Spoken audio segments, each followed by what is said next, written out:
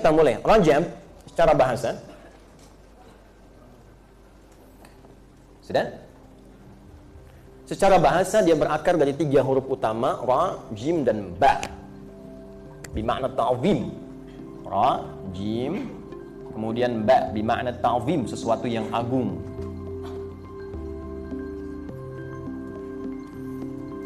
Wal inbihar, sesuatu yang besar, dahsyat, istimewa. Sudah? Kalau disambungkan ke makna yang tadi, ya, ke bulan hurum, bulan evaluasi, bulan meninggalkan yang haram, bulan meninggalkan segala yang dilarang, maka seakan-akan ada makna seperti ini, bahwa evaluasi diri itu, meninggalkan yang haram itu, meninggalkan yang tidak disukai Allah dan Rasul itu sesuatu yang agung di sisi Allah dan Rasulnya. Jelas di sini? Baik, ya? Jadi bukan hanya mengerjakan sholat, mengerjakan puasa, mengerjakan segala jenis yang ma'ruf dianggapnya besar, tidak. Meninggalkan maksiat pun hal yang agung. Dan bukti seseorang benar mengerjakan yang ma'ruf ketika meninggalkan yang mungkar. Saya ambil contoh begini. Sholat itu ma'ruf atau mungkar? Ma'ruf. Ma'ruf, sesuatu yang dinilai baik, sesuatu yang disyariatkan dan baik. Ya, dibenarkan, diwajibkan oleh Allah dalam yang fardu. Tapi apa ciri keberhasilan orang yang benar sholatnya pada perbuatan ma'ruf? Tanha anil fahsya wal mungkar, ketika mampu menjauhi yang mungkar. Quran surah 29 ayat 45. Utslu ma uhya ilaika minal kitab wa aqimis shalah. Innas sholata tanha 'anil fahsya wal munkar.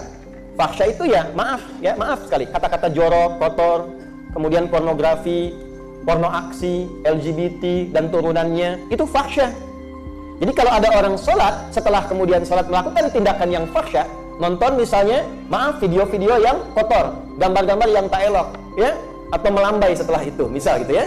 Nah, ini menunjukkan bahwa ada yang kurang sempurna dalam sholatnya. Mungkar, perbuatan buruk yang langsung diingkari hati.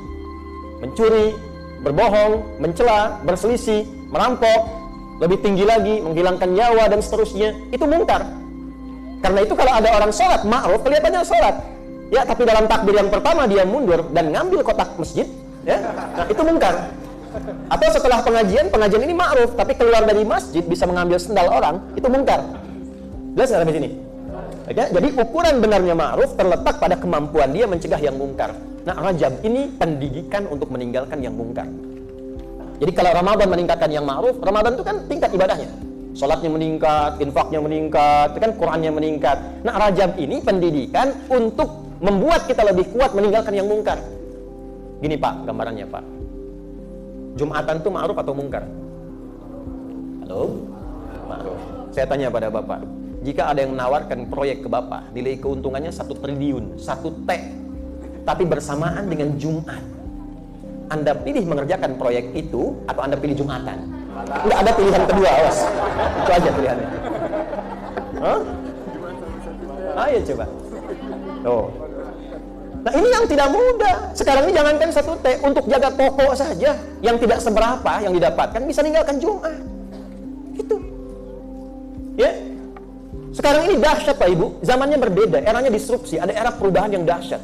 Anak itu lupa dengan kasih ibunya, bahkan bisa menghilangkan nyawa ibunya hanya karena ingin diberikan tambahan uang yang dia pakai untuk main game.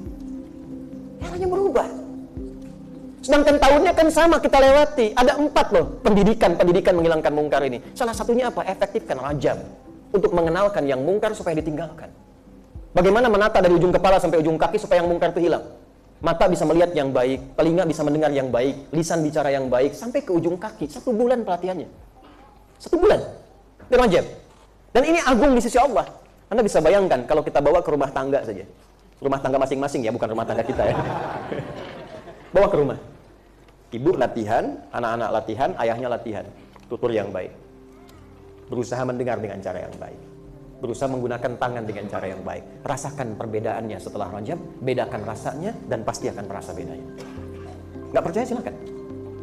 Keluarkan ayatnya. Ini ayat-ayat tentang mata, ini ayat tentang telinga, ini ayat tentang sampai ke ujung kaki, dan tempatkan di bab rumah tangga. Apa itu sakinah? Apa itu rahmah? Apa itu mawaddah? Kenapa pakai ayat di depannya? Wa min ayatihi an khalaqalakum min anfusikum azwaja litaskunu ilaiha. Sakinah dibuka dengan ayat. Kenapa sakinah didahulukan sebelum mawaddah?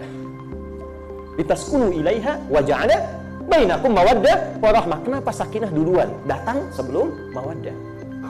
Mawaddah itu kan cinta fisik, materi, cinta yang hadir. dengan dasar pemberian fisikal, materi.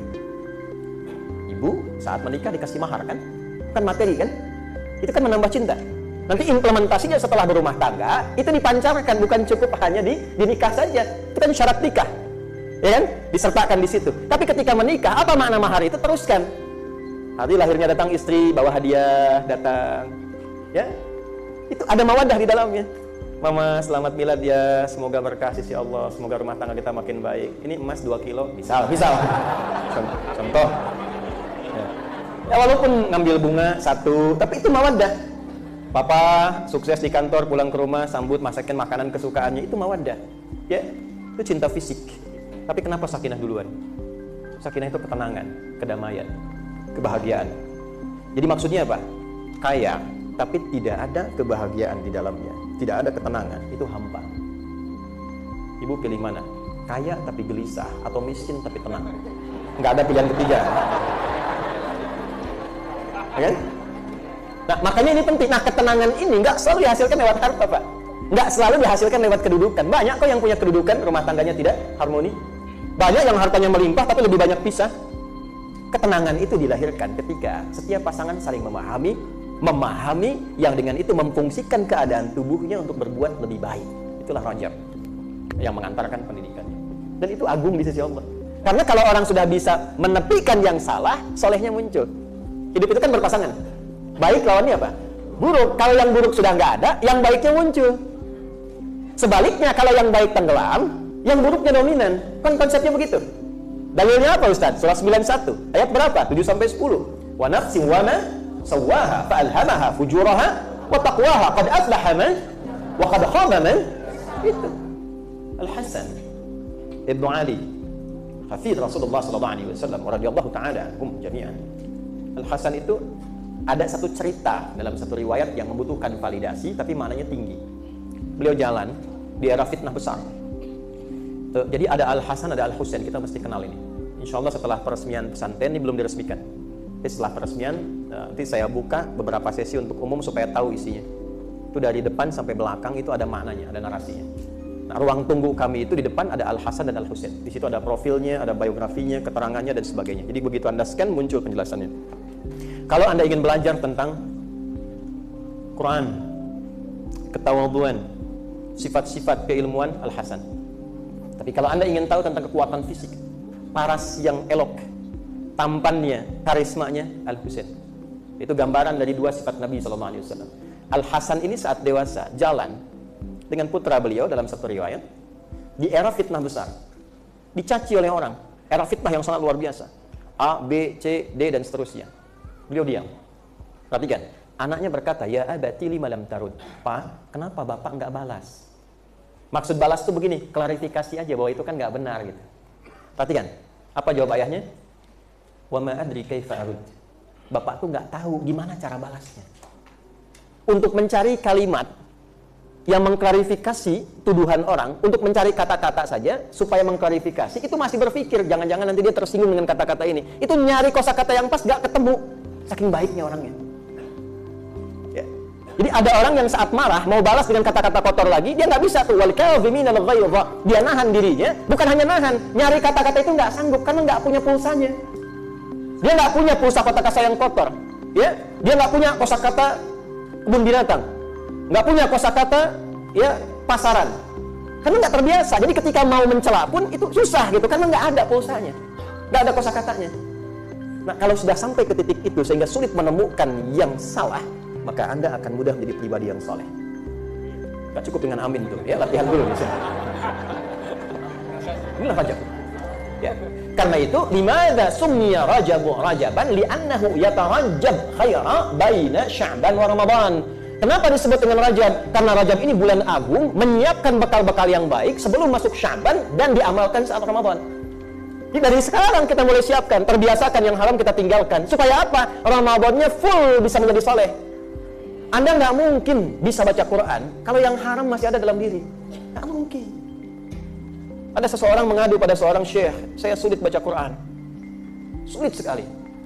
Udah gini, nggak usah baca dulu kata syekhnya, ambil mushaf Anda, yang paling besar yang ada di rumah Anda. Setelah itu, masuk ke ruang tengah Anda yang luas, simpan mushaf depan Anda, Lalu tatap mushaf itu dan katakan, ya Allah, dosa apa aku sampai hari ini untuk baca saja belum mampu. Menangis orang ini, tobat dia. Ketika tobat dia mengalir, barulah kemudian dia punya kemampuan untuk berinteraksi dengan Quran. Karena yang kotor keluar dulu, yang baik baru muncul. Ja'al haqqu wa zahaqal batil. Ketika yang baik itu masuk, yang batil itu keluar. Maka kalau ingin menikmati Ramadan, jadi menikmati itu, Masya Allah, enak. Di puasa itu bukan cuma tahan lapar, haus, nunggu buka, baru masuk udah ngitung, kapan selesai, kapan Idul Fitri, baru sahur, udah lihat kapan buka. Ya kan? Jadwal imsak itu dibuatnya jadwal buka. Ya kan? 1, 2, 3. Kita nikmati setiap malamnya, ngajinya, Qur'annya, berlomba, kapan bisa khatam, berapa kali bisa baca, menikmati tarawehnya. Bukan mencari mana masjid yang paling gampang bacanya, yang paling pendek bacaannya, atau yang biasanya baca pembuka ayat saja. Nun, Allahu Akbar, Yasin, Allahu Akbar. Kurang nikmat. Kurang nikmat. Sahabat tuh banyak menangis sebelum Ramadan berakhir. Dan minta, ya Allah, mengapa nggak setiap waktu Ramadan, tiap hari ada maghfirah, berdoa dikabulkan, dosa digugurkan. Ya akhi, kapan dapat yang seperti itu lagi? Gak mudah. Pertanyaannya, sampai nggak ke Ramadan itu? Kalaupun nggak sampai, minimal ada persiapan dari sekarang. Karena itu ada doa dari ulama. Doa. Apa di antara doanya? Allahumma barik lana fi Rajab wa Sya'ban wa balighna Ramadan. Ya Allah, berkahi kami. Apa itu berkah? Berkah itu ziyadatul khair wastimrarihi.